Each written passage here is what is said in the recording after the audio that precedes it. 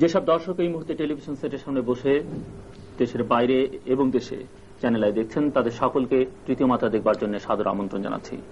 সুপ্রিয় দর্শক মন্ডলী, সাম্প্রতিক বিষয়মুক্ত আলোচনার এই অনুষ্ঠানে আজ আমাদের সঙ্গে স্টুডিওতে উপস্থিত আছেন আমরা বায়ে ক্ষমতাসীন 4 দলীয় জোটের অন্যতম শরিক দল জামায়াত ইসলামী বাংলাদেশ এর অন্যতম নেতা এবং 4 দলীয় জোট থেকে নির্বাচিত জাতীয় সংসদ সদস্য ডক্টর সৈয়দ আব্দুল্লাহ মোহাম্মদ তাহের, এবং আমার ডানে আছেন সাবেক রাষ্ট্রপতি হুসেইন মোহাম্মদ এরশাদের নেতৃত্বাধীন জাতীয় পার্টি থেকে নির্বাচিত জাতীয় সংসদ সদস্য মোহাম্মদ মশিউর রহমান রাঙা।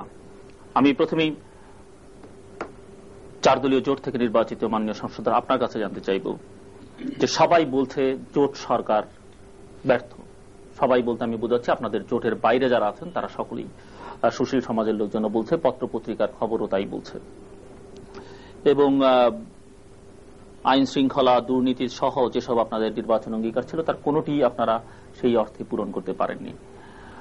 জোটের অন্যতম শরিক দলের একজন নেতা হিসেবে আপনি কি মনে করেন? আপনাকে ধন্যবাদ, এবং আপনার মাধ্যমে চ্যানেলের মাধ্যমে দেশবাসীকে আমি স্বাগত জানাচ্ছি, ধন্যবাদ জানাচ্ছি। আসলে জোট সরকার ব্যর্থ হয়েছে এই কথার সাথে আমি একমত নই। আমাদের অনেক সফলতা আছে এবং তার পাশাপাশি আরো অনেক কিছু করণীয় আমাদের আছে, এটা সত্য। বাংলাদেশ একটি দরিদ্রপীড়িত দেশ এবং এখানে সন্ত্রাস দুর্নীতি এটা একটা ক্রনিক ব্যাপার হয়ে দাঁড়িয়েছে। উত্তরাধিকার সূত্রে আমরা এটা পেয়েছি। আমি মনে করি আমাদের জোট সরকারের যে অঙ্গীকার ছিল দেশের সন্ত্রাস দমন করা, সেক্ষেত্রে আমরা পরিপূর্ণ সফল না হলেও আমরা অনেকাংশে সফলতা অর্জন করতে পেরেছি। কারণ আপনি যদি আজকে দেখেন আমাদের গ্রামে গঞ্জে মানুষ এখন অনেকটা নিরাপদে আছে। বিগত সরকার আমলে সারা দেশটি যেমন সন্ত্রাসী তাদের জিম্মি ছিল এবং অনেকগুলো এলাকা ছিল যেখানে কোন সরকারের কোন ধরনের সিদ্ধান্তই বাস্তবায়িত হতো না। যেমন ফেনী, সেখানে সরকারের একজন বিশেষ ব্যক্তির নির্দেশে চলত। নারায়ণগঞ্জ, সেখানে সরকারের একটা বিশেষ ব্যক্তির নির্দেশে চলত। তারপর আমাদের ঢাকা শহরে যদি দেখেন, তৎকালীন সরকারের মন্ত্রীদের পুত্ররা, তাদের ভাইরা বিভিন্নভাবে কলাবাগানে, উত্তরাতে সরকারের সম্পত্তি দখল করেছে, মানুষের সম্পত্তি দখল করেছে। বরিশালের সেখানে সরকারের অত্যন্ত নেতৃস্থানীয় ব্যক্তিরা যেভাবে জিম্মি ছিল, আজকে কিন্তু সেরকম কোন এলাকা নেই এবং এরকম কোন সরকারি দলের নেতা বা মন্ত্রীর নেতৃত্বে এ ধরনের কোন সন্ত্রাস সে অবস্থা নেই। তবে বড় বড় শহরগুলোতে এখনো কিছুটা সন্ত্রাস বিরাজমান, বিশেষ করে খুলনা, ঢাকা এবং চট্টগ্রাম। এবং এই সন্ত্রাসগুলোরও যদি আপনি প্রকৃতি দেখেন তাহলে এগুলো কিন্তু রাজনৈতিক সন্ত্রাস না, বা রাজনৈতিক নেতৃত্বের, ক্ষমতাসীন দলের কোন রাজনৈতিক নেতৃত্বের অধীনে সন্ত্রাস নয়। অধিকাংশ সন্ত্রাস হচ্ছে সামাজিক সন্ত্রাস এবং প্রফেশনাল সন্ত্রাসীরাই সেখানে ভূমিকা পালন করছে। খুলনাতে যে সন্ত্রাসী সেটা যদি আপনি দেখেন তাহলে দেখবেন যে সেখানে একটা বিশেষ গোষ্ঠী যারা চরমপন্থী হিসাবে পরিচিত ছিল, তারাই এই সমস্ত ঘটনাগুলো ঘটাচ্ছে। আন্ডারগ্রাউন্ড ওয়ার্ল্ডের লোক, তারা অস্ত্রধারী লোক ছিল এবং এই সমস্ত আন্ডারওয়ার্ল্ড লোকদের পিছনে, সন্ত্রাস করার পিছনে একটা অর্গানাইজ সরকার বিরোধী শক্তির মদত আছে বলেও বিভিন্ন সময় আমাদের কাছে ইনফরমেশন আছে, পত্রপত্রিকা সেটা আছে। আমি তো মনে করি যে আমাদের সরকার সন্ত্রাস দমনের ব্যাপারে অত্যন্ত সিনসিয়ার চেষ্টা চালাচ্ছে।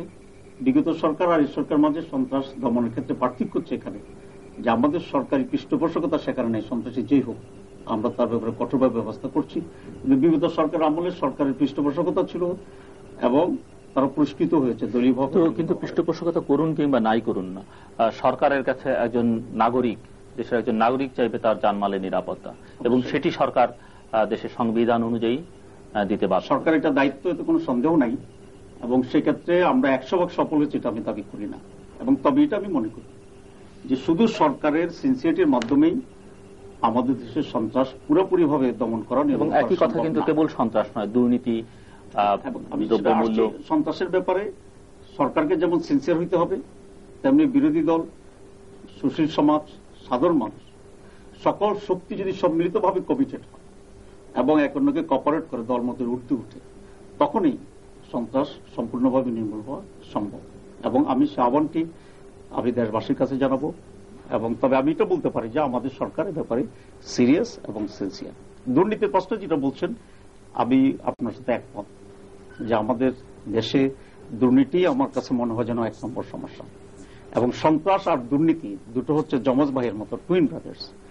কারণ দুর্নীতিগ্রস্ত লোকরাই সন্ত্রাসকে পৃষ্ঠপোষকতা করে, আর সন্ত্রাসেই দুর্নীতিকে টিকে রাখে। সুতরাং এই যে টুইন ব্রাদার্স আছে, এটার ব্যাপারে আমার মনে হয় আমাদের কনসেন্ট্রেট আর করতে হবে এবং আমাদের সকলকে উদ্যোগী হইতে হবে।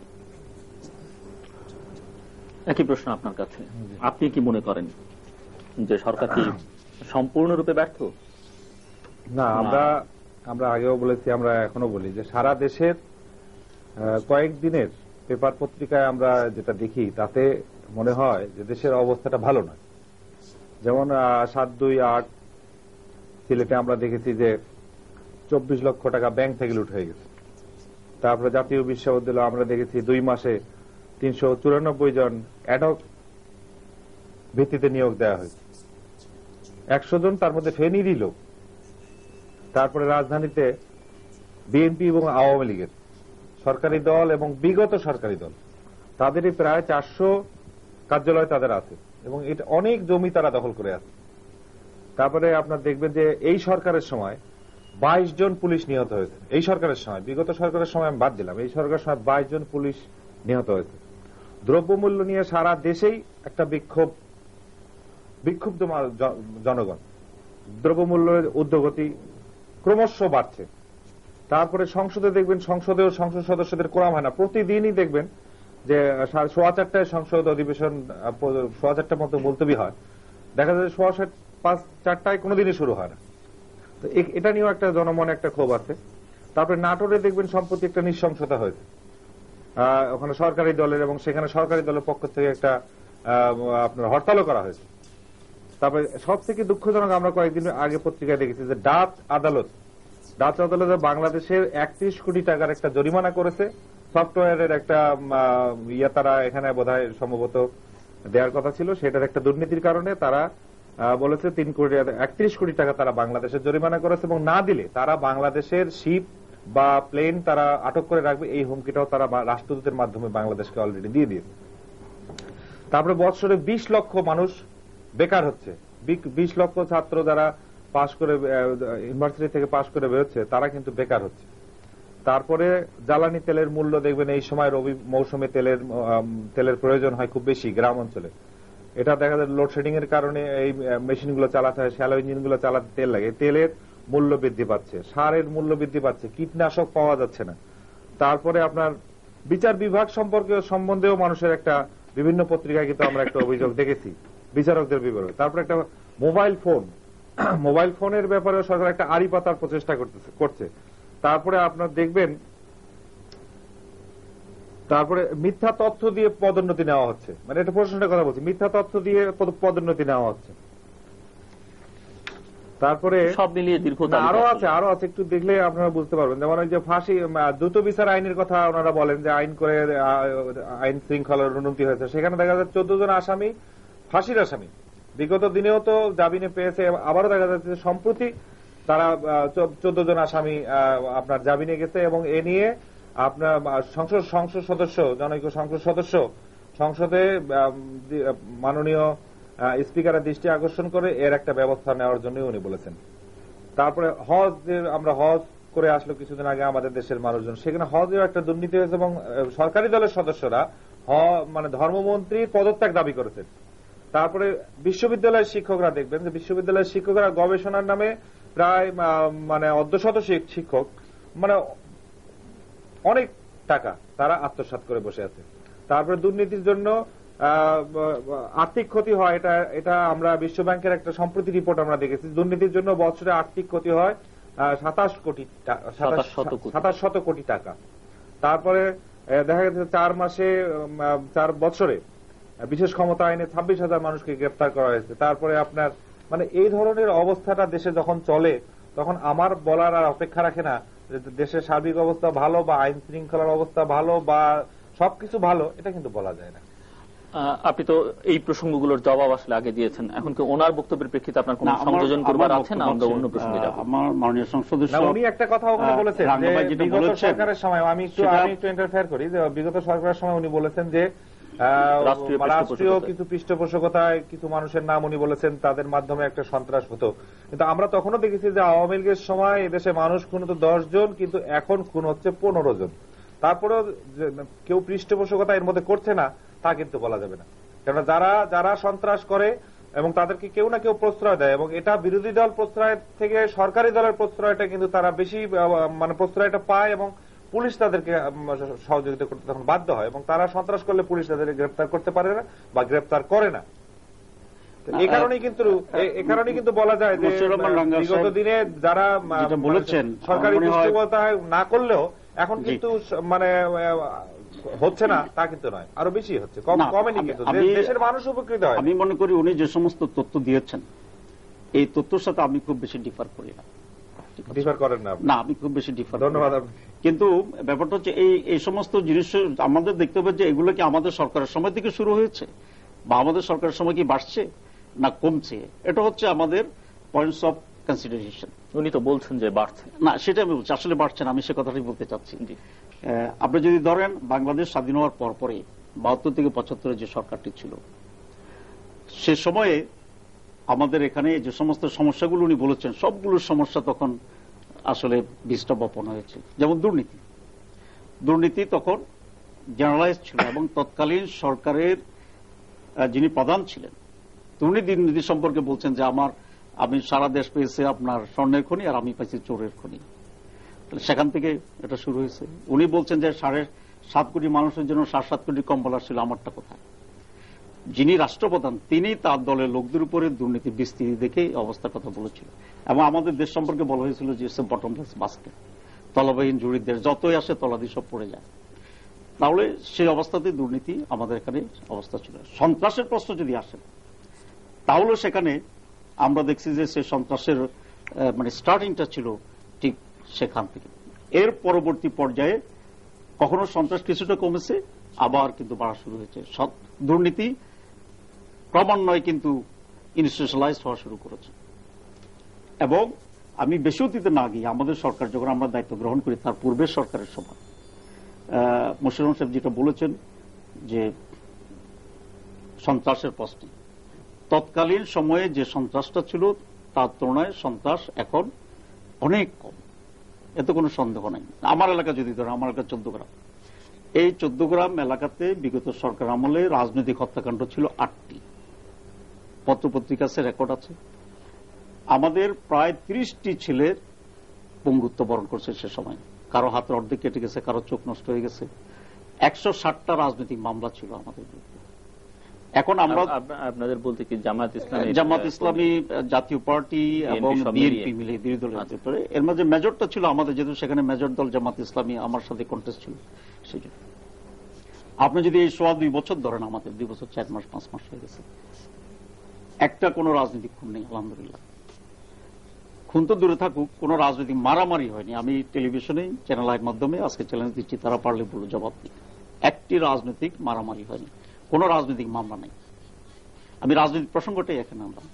সামাজিকভাবে তারও নৈরাজ্য ছিল। আমার পাশের এলাকা হচ্ছে ফেনী, আপনারা সকলেই জানেন, এটা আমাদের বক্তব্য নয়, সারা দেশবাসী সারা দুনিয়া জানে যে ফেনীতে গড়ে প্রায় প্রতিদিনেই একজন করে লোক খুন হইত, এবং সেখানে আপনার উত্তেজনা টর্চার চেম্বার ছিল।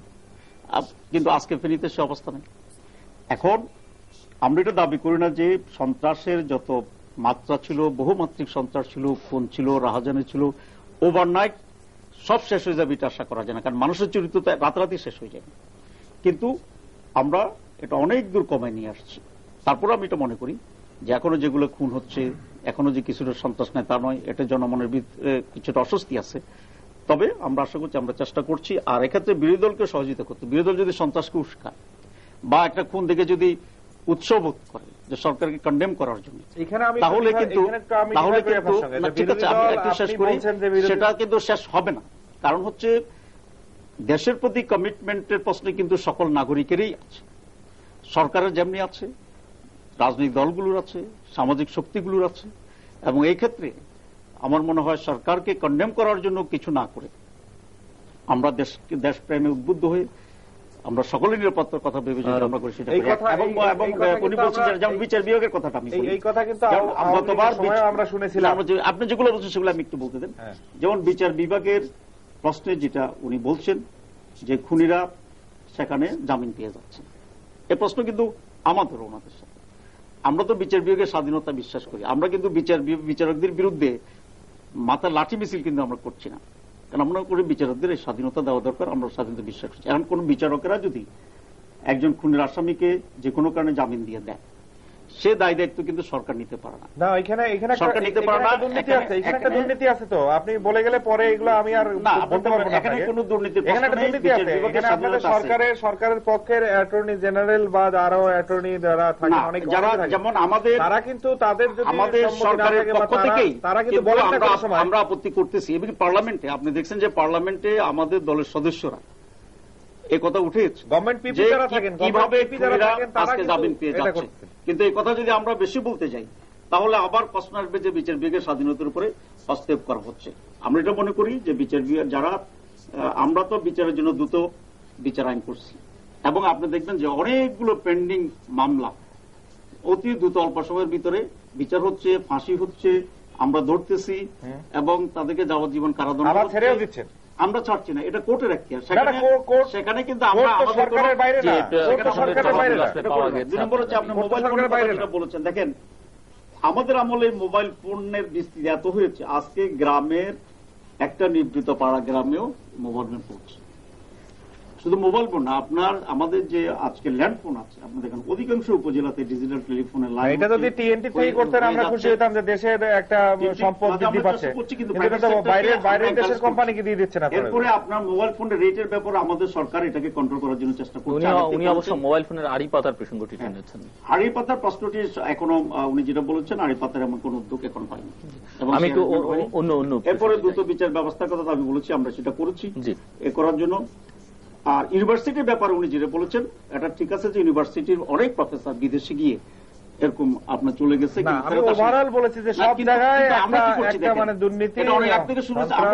আমাদের আমলে আপনার সিলেট ফাজিল ইউনিভার্সিটি থেকে 60 জন টিচারের চাকরি আমরা নোট করে দিয়েছি।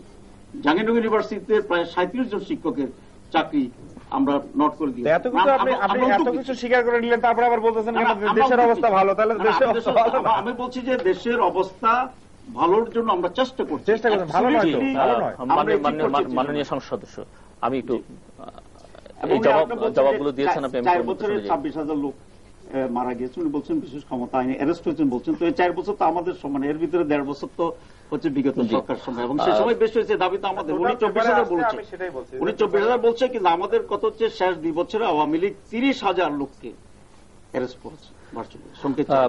আমি এই প্রসঙ্গে কিছু প্রশ্ন করতে চাই আপনাকে, এবং প্রশ্নগুলো আসলে অনেক জনগণের, দেশের অনেক নাগরিকের এই অনুষ্ঠানে অনেকবার উত্থাপিত হয়েছে। পত্রপত্রিকায় নিয়ে আপনি নানান লেখা করেন, কোনো কিছুই আমার প্রশ্ন সেটি হচ্ছে যে বিএনপির আগের সরকার, আপনি বলছেন অবস্থা ভালো, ক্ষমতা থাকলে এরকম মনে হতে পারে, ক্ষমতার বাইরে গেলে অবস্থাটা সবসময় খারাপ মনে হয়।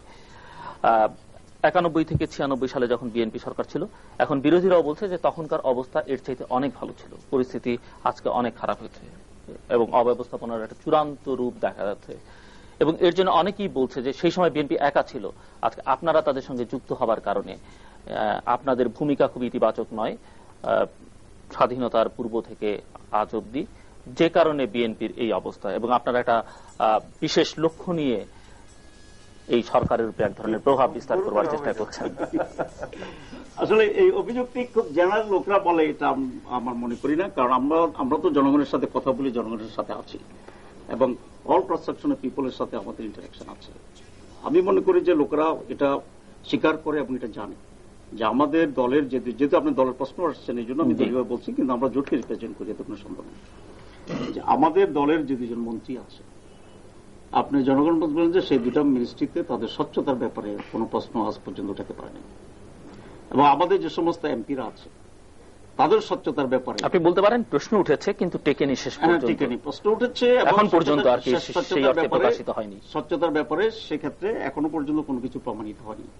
মতিউর রহমান নিজামী সাহেবের মন্ত্রণালয় সম্পর্কে উনি আগে যে মিনিস্ট্রি ছিলেন, এগ্রিকালচার ইউনিভার্সিটি, দুটো মন্ত্রণালয় নিয়ে কথাবার্তা উঠেছে, পত্রিকায় নিউজ সঠিক হোক আর কিন্তু পরবর্তী পর্যায়ে আমরা এটাকে চ্যালেঞ্জ করেছি এবং যাদের রেফারেন্সের কথা বলেছে তারাও বলছে যে কথা ঠিক নাই, that was A fake news. মানহানি মামলা করেছেন নাকি? আমরা মানহানির মামলাতে আমরা জনগণের কাছে বলেছি, জনগণ কনফিউজ। আমি মনে করি একটা সংবাদ মিডিয়ার জন্য তার মিটিংটা, তার নিউজটা সঠিক নয়, এটা প্রমাণিত হওয়াটাই তার জন্য সবচেয়ে বেশি মানহানি, এবং সেই কাজটা এখানে হয়েছে। ওরা কি দুঃখ বিড়ম্বর যেটা হচ্ছে, সংবাদপত্র কি দুঃখ প্রকাশ করেছে? হ্যাঁ, তারা দুঃখ প্রকাশ করেছে, ডাইরেক্টলি পেপারে তারা দেয়নি। আমরা তো দেখেছি জনগণের কাছে পরিষ্কার হওয়াটাই ছিল আমাদের জন্য main target, and that was done in the parliament. আমরা প্রোটেস্ট করেছি, পত্রিকা আসছে, যাদের রেফারেন্স আসছে তারাও এই কথা বলেছে। এরপরে আপনি যেটা বলেছেন যে 91 গভর্নমেন্ট ওয়াজ বেটার ম্যানেজড ছিল, ম্যানেজমেন্ট ওয়াজ বেটার, যেহেতু তারা একা ছিল। আমি মনে করি না যে 91 এর চেয়ে বর্তমান গভর্নমেন্টের ম্যানেজমেন্ট খারাপ। সমস্যাটা হয়েছে যে সোশ্যাল ডিগ্রেডেশনটা ভার্চুয়ালি এখানে মেজর।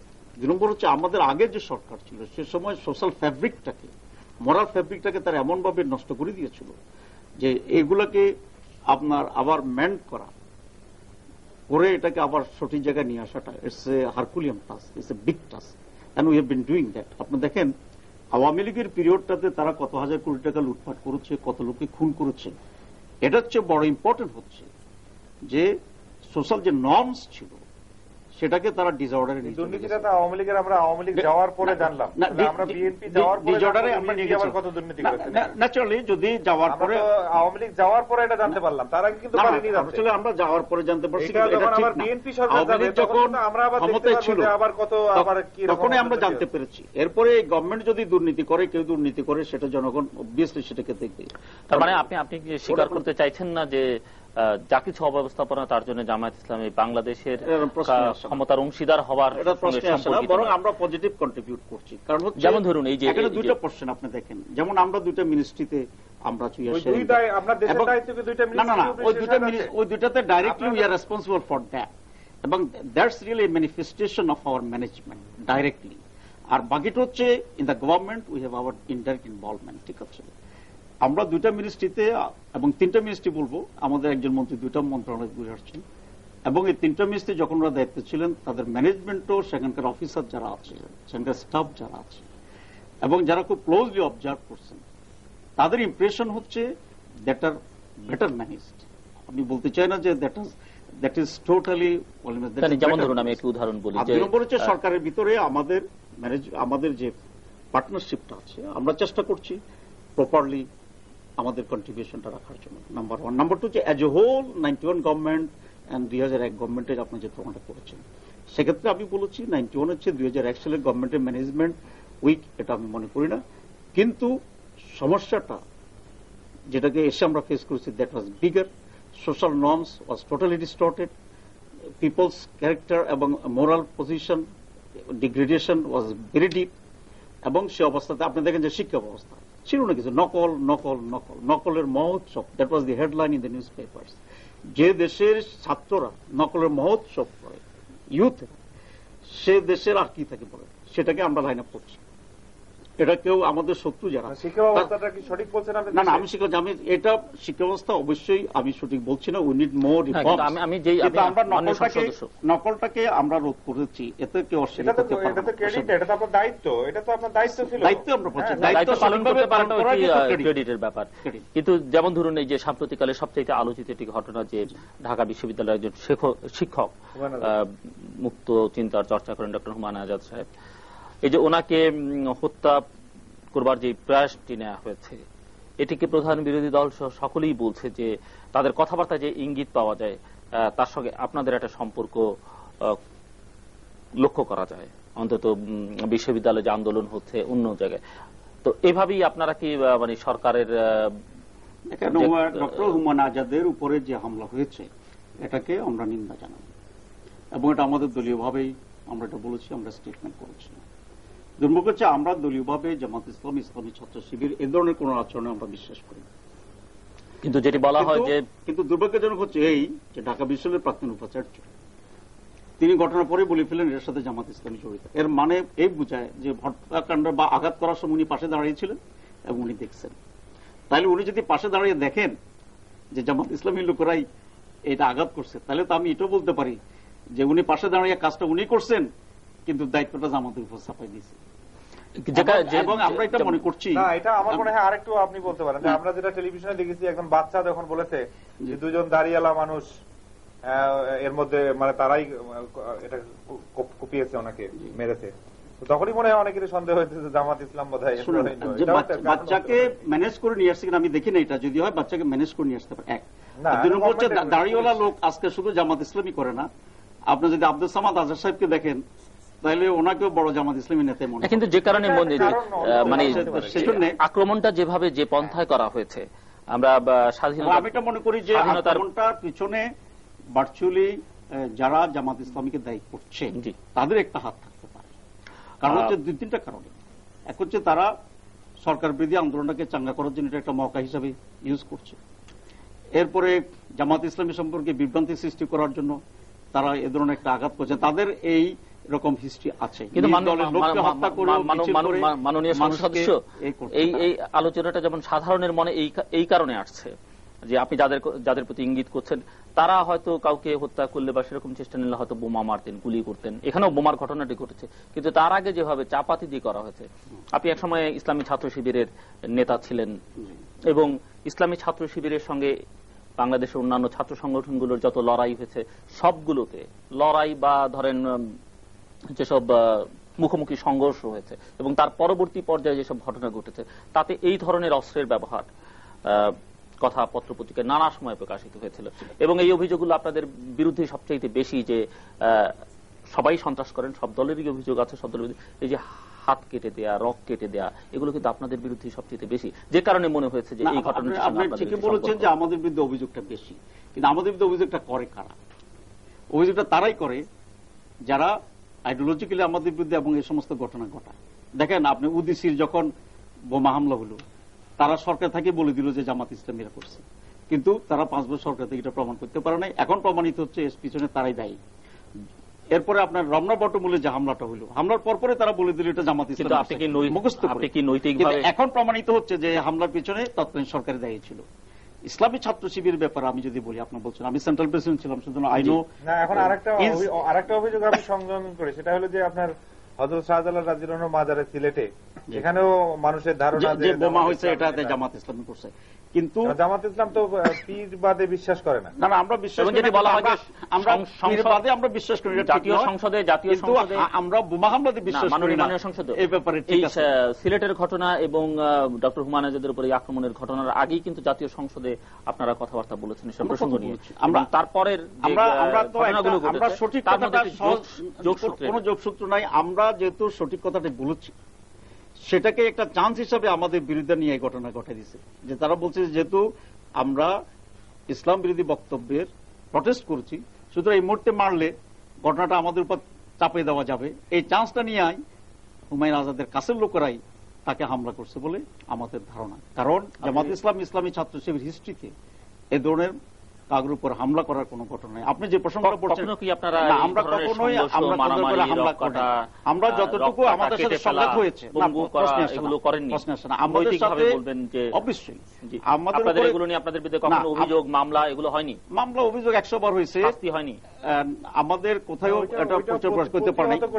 হ্যাঁ, আমরা যেটা করছি রাইট, আমাদের উপরে যখন হামলা হয়েছে সেলফ ডিফেন্স করার রাইট মানুষের আছে। চট্টগ্রাম বিশ্ববিদ্যালয়ের আপনি একটা ঘটনা পাবেন না যেখানে ইসলামী ছাত্র শিবির তার আধিপত্য বিস্তারের জন্য, অন্যকে দমানোর জন্য নিজস্ব উদ্যোগে নিজস্ব সিদ্ধান্তের ভিত্তিতে কোথায় হামলা হয়েছে।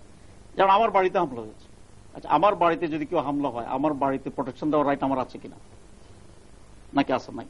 আমি ঢাকা বিশ্ববিদ্যালয়ের ছাত্র, আমি বিশ্ববিদ্যালয়ে আপনি প্রথমে যেতে আইনের আশ্রয় চাইবেন। আমরা আইনের আশ্রয় নিচ্ছি। আইনের আশ্রয় নেওয়ার পরেও যখন যেখানে আমাদের অস্তিত্বের প্রশ্ন আসছে তখন না না আমরা দেখেন আপনি এবার যে আমাদের সরকারের আমলে এই যে অপারেশন ক্লিন হার্ট হয়েছে, ঠিক আছে, অপারেশন ক্লিন হার্টে নিরপেক্ষভাবে তারা দেখেছে যাদের সন্ত্রাসী তাকেই তারা হান্ট করেছে, সরকারি দল হোক, সরকারি দল হোক, বিরোধী দলের হোক, যেই সন্ত্রাসী আছে তাকে হান্ট করেছে। কিন্তু এটিও বলা হয় যে আপনাদের এতটাই প্রভাব এই সরকারের উপরে। এখানে আপনি দেখবেন যে আমাদের নিজেদেরকে প্রভাব, আমাদের এটা তো সরকার ছিল, এটা মিলিটারির উপর ছিল নিরপেক্ষ হয়ে, আর্মির আসছে। আর্মিরা দেখছে যে আমাদের কাছে আসলে অস্ত্র নেই। এটা ছিল পত্রিকার একটা আমাদের বিরুদ্ধে প্রপাগান্ডা, আমাদের এন্টি ফোর্সদের, এবং মিথ্যাচার সেটা। এবং আপনাদের কাছে কোনো অস্ত্র না থাকলে এত বড় বড় হামলাগুলো আপনারা প্রতিহত করেন কিভাবে? না, আমরা হামলা প্রতিহত বড় করছি কোথায়? আমরা তো বেশি মায়ের খাচ্ছি। আমাদের বহু লোক, আজকে ছাত্র শিবিরের প্রায় 130 জন লোক শহীদ হয়েছে, বহু লোক পঙ্গু হচ্ছে, আমরা মায়ের খাচ্ছি। আপনার সাপাতির যে কথাটা বলছেন এটাও প্রণিধান। এই যে দেশের বিভিন্ন জায়গায় আপনাদের ট্রেনিং সেন্টার গুলো আছে না, কোথায় একটা দুইটার নাম বলেন, বিভিন্ন অঞ্চলে বলেন, একটা নাম বলেন। আপনি কি বলছেন চট্টগ্রাম কোন জায়গায় ট্রেনিং সেন্টার, কি কি ট্রেনিং দেই এটা আপনি বলেন। আগে দিতেন প্রত্যক্ষদর্শী কি না, আগে কোথায় দিতাম এটা বলেন। এটা হচ্ছে জাস্ট একটা প্রোপাগান্ডা। যেমন আওয়ামী লীগ সরকারের, যেমন আপনি এটা বলেন, আওয়ামী লীগ স্বৈরাচার সরকারের হাত থেকে রক্ষা পাওয়ার জন্য কিছু লোককে ট্রেনিং দেননি আপনারা? না না, আমরা এই ট্রেনিং বিশ্বাস করি বাঁচার জন্য। আমরা সেলফ ডিফেন্স যেটা, এটা রাইট আছে, তারপরেও আমরা সেখানে করি। যেন আজকে Dhaka university Islami Chhatra Shibir one of the biggest student organization in Bangladesh. আজকে অন্যান্য দল সেখানে ছাত্র রাজনীতি করে, আমাদের রাইট আছে, কিন্তু আমরা সেখানে ওপেন ছাত্র রাজনীতি করতে পারছি না। কেন? আমাদের উপর হামলা হচ্ছে। আমরা যেহেতু বিশ্ববিদ্যালয়ে মারামারি চাই না, আমরা ডিট্রিট করে আসছি। ঠিক আছে, আমরা ওপেন। আপনাদের তো চট্টগ্রাম, রাজশাহী, রংপুর, আমরা সেখানে তারা অতটুকু শক্তিশালী নয় যে আমাদেরকে টোটালি দমন করে দিতে পারে। ঠিক আছে, কিন্তু যেখানে তাদের অতটুকু শক্তি আছে, তারা পুরো শক্তি আর্মস ইউজ করে আমাদেরকে। আপনি খুব নৈতিকভাবে অত্যন্ত শক্তভাবে জবাব দেওয়ার চেষ্টা করছেন। আপনার কাছে আরেকটি প্রশ্ন, স্বাধীনতার মাস মার্চ মাস, 1971 সালে আপনাদের ভূমিকা, আপনি আজকে 2004 সালে দাঁড়িয়ে সমর্থন করেন কি করেন না? 1971 সালে ইন্ডিভিজুয়ালি আমার প্রশ্ন যদি আসেন, আমি প্রথমে আসতে চাই। আমি আপনাদের ঠিক আছে, জাস্ট এ টিন স্টুডেন্ট, এবং বরং আমরা তখন বাংলাদেশ স্বাধীনতার পক্ষে ছেলে হিসেবে খেলা যুদ্ধ করেছি, মুক্তিযুদ্ধের মতো করে। এরপর আমি মনে করি আজকের দিনে 1971 সালের এই প্রশ্নটি আমাদের জন্য অত প্রাসঙ্গিক নয়। আমরা 32 বছর পেরিয়ে আসছি, 32 বছর পেরিয়ে আসছি। এখন আপনাকে দেখতে হবে যে বাংলাদেশকে কারা বাংলাদেশের স্বাধীনতার পক্ষে আছে। একটি দেশের মানুষ তো তার ইতিহাসকে, অতীতকে অস্বীকার করতে পারে না। ইতিহাসকে আমি কোন অস্বীকার করার প্রশ্ন করছি না, কিন্তু আজকে আমাদের জন্য বেশি গুরুত্বপূর্ণ হচ্ছে যে এই মুহূর্তে বাংলাদেশের স্বাধীনতার পক্ষে কারা, এখন বাংলাদেশের জন্য কারা জীবন দেবে। এবং আমি এটা আপনাকে অত্যন্ত দৃঢ়তার সাথে বলতে চাই, বাংলাদেশের স্বাধীনতার উপরে যদি যে সময়টিতে স্বাধীনতার জন্য জীবন দেওয়ার জন্য মানুষ প্রস্তুত হবে, সে দল মাননীয় সংসদ সদস্য যে সময়টিতে এদেশের 30 লক্ষ মানুষ প্রাণ দিল, 2 লক্ষ মানুষ, মা বোন তাদের সম্ভ্রম হারালো, সেই সময়টিতে আপনারা ভূমিকা রাখবেন। আমি মনে করি 1971 সালের যারা দেশের জন্য শহীদ হয়েছে এবং যারা দেশের জন্য ত্যাগ করছে, তাদেরকে আমরা শ্রদ্ধার সাথে স্মরণ করি, এবং এটা তাদের একটা বিশাল অবদান হিসেবেই আমরা স্মরণ করি। কিন্তু আমি মনে করি বাংলাদেশের যে কোনো দেশে স্বাধীনতা অর্জিত হয় অপরাধের সঙ্গে, তখন আমি মনে করি যে আমাদের সকলের দায়িত্ব হবে দেশটাকে কিভাবে ঐক্যবদ্ধভাবে গড়ে তোলা যায়, এবং জাতিকে বিভক্ত করার এবং বিভক্ত করে রাখার যে প্রয়াসটা, এটা আমি মনে করি আমাদের দেশটাকে পিছনে যাও। কিন্তু মাননীয় সংসদ সদস্য সেই সব যুদ্ধাপরাধের জন্য যদি আপনারা অনুতপ্ত হতেন, ভুল স্বীকার করতেন, তাহলে নিশ্চয়ই এই বিভেদের প্রসঙ্গটি আসতো না। যদি আপনারা ভুল করতে পারেন, আপনাদের রাজনীতি ভুল থাকতে পারে, অন্যায় থাকতে পারে, সেটা যদি আপনারা স্বীকার করে নেন জাতির সামনে। 71 সালের ইস্যুটাকে এখন হাইলাইট করে আমরা জাতিকে বিভক্ত করার এই একটি উপাদান খুঁজে পাবো, ইচ্ছে বেশি কিছু নয়। কিন্তু আপনি যতক্ষণ না স্বীকার করছেন, ততক্ষণ আপনার সঙ্গে ঐক্যবদ্ধ হওয়ার সুযোগটা থাকছে। দেশের এই অবস্থাতে ঐক্যবদ্ধ হওয়ার ইস্যুটা হচ্ছে আমাদের এখানে যে এখন আপনি যে কর্ম অতীতে জনগণের সাথে কাজ করছি, আপনারা যে কর্ম অতীতে করেছেন সেটা আজকে করবেন না। পলিটিক্যাল ডিফারেন্স অফ অপিনিয়ন মানুষের হতে পারে, দৃষ্টিভঙ্গির পার্থক্য হতে পারে, অবশ্যই হতে পারে, কিন্তু আমার যে ভূখণ্ডটি ছিল, এই ভূখণ্ডের স্বাধীনতার প্রশ্নে, এই ভূখণ্ডের জনগণের স্বার্থের প্রশ্নে, এই ভূখণ্ডের নিরাপত্তার প্রশ্নে আমি মনে করি না যে আমাদের কোনো ডিফারেন্স ছিল, পার্থক্য ছিল। কিন্তু আপনারা তো স্বাধীনতা যুদ্ধকে সমর্থন করেননি, আপনারা পাকিস্তান সেনাবাহিনীকে সহযোগিতা করেছেন, সেটা ছিল লুণ্ঠন, ধর্ষণ, সেনাবাহিনীকে হত্যা, দর্শন, খুনে সহযোগিতা করেছে, এই কথাটা সত্য না। আপনারা দেখেন 1972 সালে যে আওয়ামী লীগ সরকার আসছে, আজকে যারা আপনাদের নেতা, আমি একটা ছোট্ট কথা বলি আপনাকে, 72 সালে এদেশের ক্ষমতা আসছিল তো আওয়ামী লীগ, ঠিক আছে, আওয়ামী লীগ জামাত ইসলামীকে ব্যান্ড করেছে, তাদের নেতৃবৃন্দের ব্যাপারে শাস্তি দেওয়ার জন্য তারা উদ্যোগ নিয়েছিল, কিন্তু আজ পর্যন্ত একটি মামলা তারা দিতে পারে, কারণ মামলা দিতে হলে তো ম্যাটেরিয়ালস লাগে, মামলা দিতে হলে তো ডেফিনিট আপনার কোনো ঘটনা লাগে, কোন জায়গায় জামাতের লোকেরা কোন লোককে হত্যা করছে, কোন নারী ধর্ষণ করছে, এরকম কোন প্রমাণ তারা পায়নি বলেই তারা মামলা দিতে পারেনি। এটা ছিল আজকে যেরকম ছাত্র শিবিরকে জামাত ইসলামীকে রক্ষাটা বলছে, হাত কাটা বলছে, যে পত্রিকা অপপ্রচার হচ্ছে, এই কথাগুলো তো আপনাদের পত্রিকা এখন যেটি আছে এরকম একটা অপপ্রচার ছিল। সেই সংগ্রামে আমি এটা বলি যে বিবৃতি আপনাদের নেতাদের রাজনৈতিক ডিফারেন্স অপিনিয়ন ছিল, রাজনৈতিক স্ট্যান্ড ভিন্ন ছিল, কিন্তু এই ভূখণ্ডের মানুষের কল্যাণ এবং স্বাধীনতার প্রশ্নে আমাদের তখনও সিনসিয়ারিটি ছিল। আমি মেনে নিলাম যে ডাক্তার সৈয়দ আব্দুল্লাহ মোহাম্মদ তাহের, যিনি 1971 সালে কিশোর ছিলেন, তার মুক্তিযুদ্ধের বিরোধী কোনো ভূমিকা ছিল না, কিন্তু তিনি যে দলটি করেন, যাদের নেতৃত্বে দল করছেন, তাদের ভূমিকা ছিল, তাদের ভূমিকার ব্যাপারে, এবং সেই ভূমিকা থাকলে স্বাধীনতার পরে ঐক্যবদ্ধভাবে সবাই মিলেমিশে কাজ করবার কথা হতে পারে। কিন্তু আপনি আপনার অতীতের ভূমিকার জন্য দুঃখ প্রকাশ, অনুতপ্ত হওয়া, ভুল স্বীকার করা এবং সামনে দিকে এগিয়ে যাবার কথা বললে সেটি কিন্তু আপনার দল কখনোই করেনি। সেই কথাটি আপনাকে বলেছি যে আপনার দল কিন্তু কখনোই বলেনি। সেখানে একটি রাজনৈতিক সিদ্ধান্তের ভিন্নতা ছিল। আমি কেবল রাজনৈতিক সিদ্ধান্তের কথা বলছি, যুদ্ধাপরাধের কথা ছিল, কিন্তু না, এখন ভিন্নতাটা কারো কাছে ভুল হতে পারে, কারো কাছে শুদ্ধ হতে পারে। তাহলে কি আপনারা বলছেন যে আপনারা যা করেছেন আপনাদের সেই সিদ্ধান্ত সঠিক ছিল? আমি সেভাবে বলতে চাই না, আমি যেটা বলতে চাই যে দেশপ্রেমের প্রশ্ন, মানে আপনারা যদি দেশটিকে ভালোবাসেন, দেশটিকে সামনের দিকে এগিয়ে নিয়ে যেতে চান, তাহলে ওই ভুলটুকু স্বীকার করতে আপনাদের সমস্যাটা কোথায়? মানুষের ভুল বাংলাদেশের রাজনীতি অনেকেই করেছে, বিএনপি করেছে, আওয়ামী লীগ করেছে, সবাই করেছে, ওনারা করেছেন স্বৈরাচার, ওনাদের বিরুদ্ধে সবাই মিলে 9 বছর আন্দোলন করেছেন, প্রচুর রক্তক্ষরণ। আমি সেই প্রশ্নটাকে এভাবে আনতে চাই, আপনারা স্বীকার করতে অসুবিধা? আমি সেই প্রশ্নটাকে এভাবে আনতে চাই। দেখেন, সেটা হচ্ছে 71 সালে এটা একটি রাজনৈতিক মত পার্থক্য ছিল, ভূমিকার ভিন্নতা ছিল, ঠিক আছে, এবং 1971 সালের 16 ডিসেম্বর বাংলাদেশ স্বাধীন হয়েছে, এবং এই স্বাধীনতার মুহূর্তেই জামাত ইসলামী বাংলাদেশের স্বাধীনতাকে গ্রহণ করে নিয়েছে। 1 ঘন্টার জন্য, 1 মিনিটের জন্য স্বাধীন বাংলাদেশের বিরুদ্ধে জামাত ইসলামী করেনি। কিন্তু 9 মাসের যুদ্ধ যখন চলছিল, স্বাধীনতা যুদ্ধ চলছিল, সেখানে ভূমিকা এবং দৃষ্টিভঙ্গির ভিন্নতা ছিল।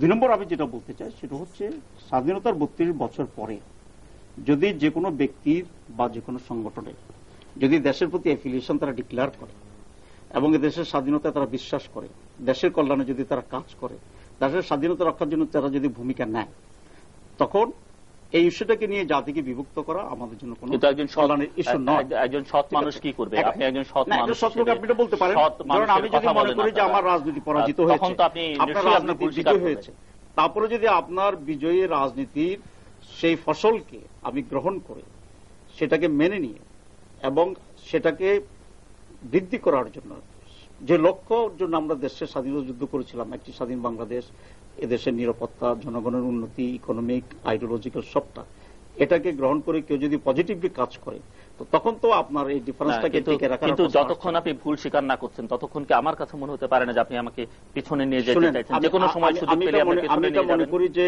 একটি শব্দ উচ্চারণের চেয়ে ইন অ্যাকশনে যদি আমি সেভাবে একসাথে কাজ করতে পারি, এটাই হচ্ছে আমার মনে হয় আমার অধিক বাস্তবতাকে গ্রহণ করা বলে আমি মনে করি। ঠিক আছে, আমি মুখে একটা শব্দ বললাম কিন্তু ইন অ্যাকশন আমি অপোজিট থাকলাম, তাহলে এটা আমাকে কোনো রেজাল্ট দেবে না, আমি বলছি। সেজন্য আমার কথা হচ্ছে যে জামাত ইসলামী বাংলাদেশ সবার সাথে সাথে বাংলাদেশকে গ্রহণ করেছে, এখন বাংলাদেশ স্বাধীনতার জন্য কাজ করছে, জনগণের কল্যাণে কাজ করছে, এবং আমি এটাও বিশ্বাস করি যে আজকে বাংলাদেশের স্বাধীনতার উপরে যদি কোনো হামলা হয়, সবার আগে সম্ভবত, তার মানে আপনার কি মনে হচ্ছে এই জন্য কে আগে এসে যাবে তো এটা আমি নিশ্চিত করতে চাই না, যে সম্ভবত আমরাই। তার মানে আপনার কাছে আশঙ্কা আছে যে বাংলাদেশের স্বাধীনতার সার্বভৌমত্বের উপরে কোনো আঘাত আসতে পারে? শুনেন, এই আশঙ্কা সবসময়। সেটা কি ভারত থেকে না পাকিস্তান থেকে? পাকিস্তান থেকে আসার তো আর কোনো সুযোগ নেই। কেন নেই? পাকিস্তান 1000 মাইল। আপনি যদি ইঙ্গিত করেন অন্যদের দিকে যে ভারত থেকে আসতে পারে এবং সেক্ষেত্রে অন্যরা সহযোগিতা করতে পারে, পাকিস্তান থেকে আসলে কিন্তু আপনারা আছেন। পাকিস্তান থেকে আসলেও স্বাধীনতার বিরুদ্ধে আমরা পাকিস্তানের বিরুদ্ধেই দাঁড়াবো, তো কোনো সন্দেহ নেই। যারা এই দেশের স্বাধীনতার উপর হামলা করে তাদের বিরুদ্ধে আছে, তার সম্ভাবনাটা দেখতে হবে। বাস্তবতা হচ্ছে কি, যে যারা আপনার বর্ডারের কাছে আছে তারা পাকিস্তান আসতে হলে এখন ইন্ডিয়ায় আসতে হবে, ইন কোলাবোরেশন উইথ ইন্ডিয়া, এটা সবসময় থাকবে নাম্বার 1। নাম্বার 2 হচ্ছে আজকে 32 বছরে আমাদের বর্ডারের যা আচরণ, ভারতের আমাদের প্রতি যে অ্যাটিচিউড, বিগ ব্রাদার সুলভ যে অ্যাটিচিউড, আমাদের পানি সরে নিয়েছে। আপনারা জানেন যে 32টা নদীর মুখে তারা গ্রহ নির্মাণ করছে আন্তঃনদী সংযোগ তার জন্য সরকার এবং আন্তর্জাতিক সংযোগ করে করছে। দেখেন আমাদের সরকার থেকে আমরা কিন্তু এটা প্রটেস্ট করছি, জাতিসংঘে নিয়ে যাওয়ার জন্য আমরা উদ্যোগ নিচ্ছি, বাইরের ইন্টারন্যাশনাল ফোরাম আমরা কথা বলেছি, যাচ্ছে না তো আজকে প্রত্যাহার করে নিয়েছে সেগুলো। এখন এটা বাস্তবতা হচ্ছে এই যে একটা ছোট দেশ হিসাবে আমাদের যে লিমিটেশনটা আছে এই লিমিটেশনটাকে তো আজকে আমাদেরকে অ্যাকসেপ্ট করতে হচ্ছে। এবং এই ইস্যুটা কোন সরকারের ইস্যু না, এটা হচ্ছে আমাদের জাতীয়। আমরা শেষ প্রান্তে এই জাতীয় ইস্যুতে আমাদের সবাইকে একসাথে নামতে হবে। আমি অনুষ্ঠানের শেষ প্রান্তে যে জোট সরকারের পরিচালনায় দেশের বাংলাদেশের ভবিষ্যৎটাকে আগামী, বিশেষ করে আগামী 2.5 বছর আপনি কি মনে করছেন, কি দেখছেন? না, ভবিষ্যৎটা ঠিক যেভাবে প্রতিদিন কিছু কিছু নতুন নতুন সমস্যার সৃষ্টি হচ্ছে, বা কোন 2.5 বছরে যে উন্নয়নগুলোর কথা ওনারা বলেছিলেন বা যেগুলো ওনারা 23টি নির্বাচনী ইস্তেহার দিয়েছিলেন তার অনেকগুলো এখনো বাস্তবায়ন হয়নি। ওনারা এখনো বলেন যে এখনো 2 বছর সময় আছে। সুতরাং এই 2 বছর ওনারা কি করবেন এ ব্যাপারে আমরা সন্দিহান, এবং আমরা মনে করি যে আগামী দিনে যে সমস্যাগুলো ওনারা বলছেন যে আমরা এগুলো কিছুদিনের মধ্যেই বা 2 বছরের মধ্যে আমরা শেষ করবো, আসলে শেষ করতে পারবে না। এখনো ওনারা বিচার বিভাগের কোনো আপনার স্বাধীনতা দেয়নি। তারপরে আপনার টেলিভিশন রেডিওতে যে সাহিত্য শাসন দেওয়ার কথা ছিল সেগুলো দেওয়ার কোনো ইচ্ছা আছে বলে আমার মনে হয় না। তো সুতরাং সব দিক দিয়ে বিবেচনা করলে এবং প্রতিদিন আন্দোলন যেভাবে দিন দিন মানুষ, যেমন আজকেও এটা হয়তো আগামীকালকে লাইভ প্রোগ্রামে যাবে, তো আজকেও ঢাকা বিশ্ববিদ্যালয়ে পুলিশ নির্যাতন করেছে ছাত্রছাত্রীদের উপরে। তারপরে এগুলো বিভিন্ন দিক থেকে আমার মনে হয় যে আগামী দিনে যদি সরকার এগুলোকে সুষ্ঠুভাবে বা রাজনৈতিকভাবে মোকাবেলা করতে ব্যর্থ হয় তাহলে কিন্তু জোট সরকারের ভবিষ্যৎ কিন্তু কোনো উজ্জ্বল বলে আমার মনে হয় না। আপনারা যেভাবে দেশ চালাচ্ছেন, অনেকেই বলছে যে বাংলাদেশ একটি ফেইল্ড রাষ্ট্রে পরিণত হতে যাচ্ছে। তো দেশটাকে আসলে আপনারা কোথায় নিয়ে যাচ্ছেন, বিশেষ করে আপনারা যে সরকারের অংশীদার সেই সরকার কোথায় নিয়ে যাচ্ছে? আমরা মনে করি যে এই সরকার অনেক সফলতা আছে এবং কিছুটা ব্যর্থতাও আছে। মানে আমরা সবকিছু পুরোপুরি ভাবে লোকেরা যেভাবে চাচ্ছে বা আমরা যেভাবে চাচ্ছি, লোকেরা চাওয়া মানে আমাদেরও চাওয়া, সে পর্যায়টিতে আমরা কোনো পরিপূর্ণ অর্জন করতে পারিনি। কয়েকটি ক্ষেত্রে আমাদের অ্যাচিভমেন্ট আমি বলেছি, শিক্ষা ক্ষেত্রে আমরা ডিসিপ্লিন আনার চেষ্টা করতেছি। এরপর ইকোনমিক ক্ষেত্রেও আমরা আপনার ম্যাক্রো লেভেলে যে ইনডিসিপ্লিন ছিল ফরেন রিজার্ভ থেকে শুরু করে বিভিন্ন জায়গায়, সেখানে আমরা একটা ডিসিপ্লিন আনার জন্য চেষ্টা করতেছি এবং সেটা অনেক দূর অ্যাচিভ হয়েছে। আপনারা দেখেন যে বাংলাদেশ ব্যাংক এবং প্রাইভেট ব্যাংকগুলোর উপরে অনেকটা ডিসিপ্লিন আনার জন্য বড় বড় ধরনের উদ্যোগ নেওয়া হয়েছে, সংস্কার উদ্যোগ নেওয়া হয়েছে। বিচার বিভাগের সংস্কারের ব্যাপারেও আমরা কমিটি করেছি এবং অনেক দূর অগ্রসর হয়েছে এবং আমরা আশা করি আমাদের সরকারের সময় এটা সম্ভব হবে। এরপরে যে সমস্ত দিকগুলো আছে যে ইনফ্রাস্ট্রাকচার ডেভেলপমেন্টের ব্যাপারে, দেখেন আমরা ইতিমধ্যেই বিভিন্ন জায়গায় পাকা রাস্তা করার, বিভিন্ন জায়গায় ডিজিটাল টেলিফোনের কথা বলছি, ইলেকট্রিসিটি প্রত্যেকটা কনস্টিটিউয়েন্সিতে প্রতি বছর 40 কিলোমিটার করে আমরা ফ্রি অফ কস্ট এই গভর্নমেন্ট ইলেকট্রিসিটি দিচ্ছি এবং এটা অতীতে কখনো হয়নি। আওয়ামী লীগের সময় প্রতি বছর 10 কিলোমিটার করে হয়েছিল, এটা আমরা 40 কিলোমিটার করে আমরা দিচ্ছি। আর যে কোনো সরকারের জন্য, যেহেতু আমাদের দেশে আনফর্চুনেটলি হচ্ছে যে আমরা কতগুলো খারাপ দিক অ্যাজ এ লিগেসি আমরা অর্জন করতে পেরেছি, সুতরাং 1 বছর 1.5 বছর চলে গেছে জিনিসটাকে স্ট্রিমলাইন করার জন্য। এরপর থেকে আমাদের নিজস্ব পরিকল্পনার কাজ শুরু হয়েছে, আমরা কিছু অর্জন করেছি এবং আমরা আশা করি অর্জন করতে পারবো। আমাদের দেশের সমস্যা কিন্তু বেসিক্যালি আমি মনে করি এখনো দুইটাই, একটা হচ্ছে সন্ত্রাস, একটা হচ্ছে দুর্নীতি। ঠিক আছে, সন্ত্রাসের ব্যাপারে আমি বলেছি আমরা অনেক দূর কমে আনছি এবং আরো বেশি হান্ট করার জন্য আমরা কিন্তু ইতিমধ্যে আমরা র্যাড করেছি এবং বিভিন্ন টিমকে আমরা নামানো হচ্ছে এবং আমি আশা করি সফলতা অর্জন হবে এবং এটা কমবে, আরো কমে যাবে এবং একটা সহনীয় পর্যায়ে আসবে বলে আমি ধারণা করি। এবং এক্ষেত্রে আমি বিরোধী দল এবং সকল সমাজের সচেতন নাগরিককে, যেমন রাঙ্গাভাই আছেন আমাদের দল সহ, সবাইকে বলবো যে সন্ত্রাস দমনটা সরকারের এটা ভীষণ, এটা সমস্ত জাতির জন্য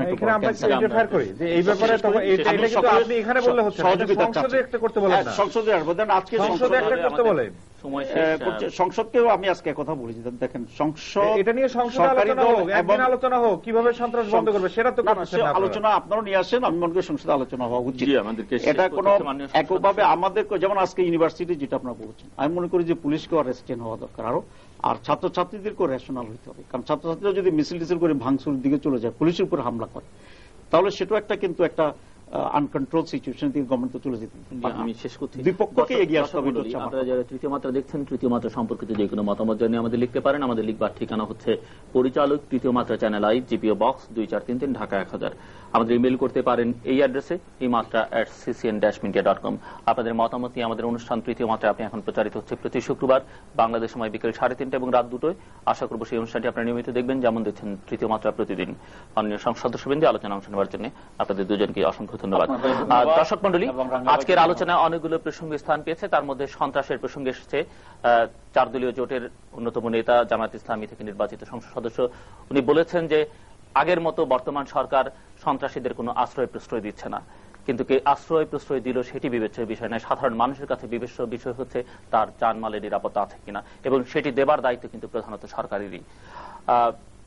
সরকারি জোটের সংসদ সদস্য বলেছেন, বিশেষ করে জামায়াত ইসলামীর ভূমিকার প্রশ্নে 71-এর, আমরা মনে করি ওনারা যেহেতু নৈতিকতার কথা বলেন, মূল্যবোধের কথা বলেন, সৎ সাহসের কথা বলেন, সৎ মানুষের কথা বলেন, ওনাদের অতীতে যে ভুল ত্রুটির কথা সবাই বলছেন, ওনারা স্বীকার করুন কিংবা নাই করুন, আমরা আশা করব ভবিষ্যতের স্বার্থে ওনারা সে কথাগুলো স্বীকার করে নেবেন। অপরদিকে যারা বিরোধিতা করছেন, জামায়াত থেকে নির্বাচিত মাননীয় সংসদ সদস্যের কথা বলেছেন, যারা বিরোধিতা করছেন তারা সঠিক তথ্য প্রমাণ হাজির করুন এবং প্রয়োজন বোধে আদালতে মামলা করুন, সেটি তারা করবেন।